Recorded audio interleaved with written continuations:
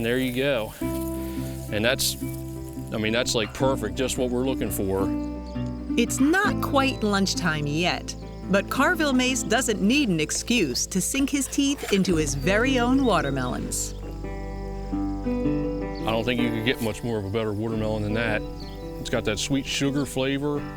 The texture is just, it's crisp. It's not too firm, but it's not grainy or sandy. It's got a lot of, nice and juicy. I mean, like I said, that's what a watermelon is supposed to taste like. As he surveys the field, he'll sample close to 24 of them to determine if they're ready for picking. If I can hit 18 out of 20 watermelons, that's 90%. So that means 90% of the watermelons are going to be good. So as I go through the field, if I keep hitting watermelons like that, that means I can safely say, these are worthy to pick for our customers. But taste isn't the only sense he uses. What the tapping does, when you bang on the watermelon, you want it to sound like a hollow ring. And what that'll tell you is that the watermelon, it's either underripe or it's ripe, ready to pick. But if the watermelon is overripe, that's got that thud like a flat tire. So that watermelon automatically just don't even trust it. So once they turn overripe, then you just have to leave them in the field because they're no good. A few months back, on a hot morning in June, we watched Carville, his dad Chip, and farmhand Caesar plant baby melons. It's a very satisfying crop. You start with such a small, little, delicate plant. And those 3-inch seedlings have come a long way. Each one will produce 4 to 5 watermelons. You see that little fruit that starts out the size of a marble, and then just watching it just size up. Now, in September, Carville has returned to cash in on his juicy summer investment. But this time around, he doesn't have the luxury of sitting while he works. Harvesting requires him to be quick on his feet as he sorts the watermelons according to size.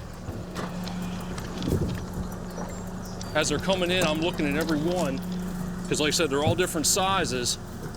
So you got to make a split-second decision on whether it's a small, medium, or a large. This makes it easier for customers at the market. Not everyone is looking for a record-breaking melon. If people are going to buy a watermelon, they have to be able to carry it. Like I said, they have to be able to fit it in their refrigerator.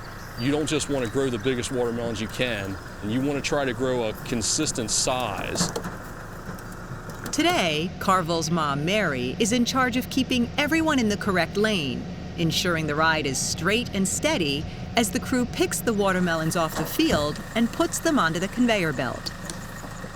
She'll be going through the field, making sure that the wagon stays where the workers need it to be so that they can get the watermelons onto the conveyor.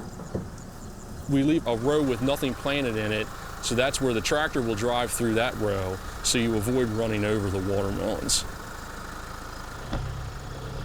When planting their 10 acres of seedless melons, Carville and his dad spread it out over several weeks so that all the melons wouldn't get ripe at the same time.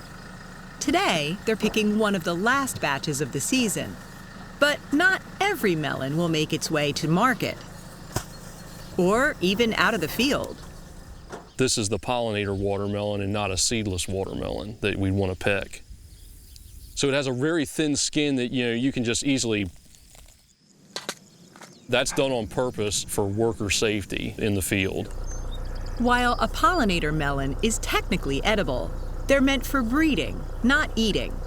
They cross-pollinate the seedless melons, creating a fruitful harvest. This year was a fairly good year for watermelons. We got a good number of fruit off of each plant, as well as the size. Carville picks about 100 bins per acre on his farm, and each bin stores up to 50 watermelons. Today's harvest was indeed bountiful. Soon, they'll be headed to the store. At our stand, we probably get asked that question about 50 to 100 times a day, is how do you pick out a good watermelon? In addition to the shape, shine, and sound of the fruit, there's one more secret to picking out the perfect one. The stem is green, that means it was freshly picked. So a green stem, that's a good sign too. Thanks for watching Maryland Farm and Harvest. We hope you liked the video. To learn more about our show and watch full episodes, check out mpt.org/farm or just click the link in the description.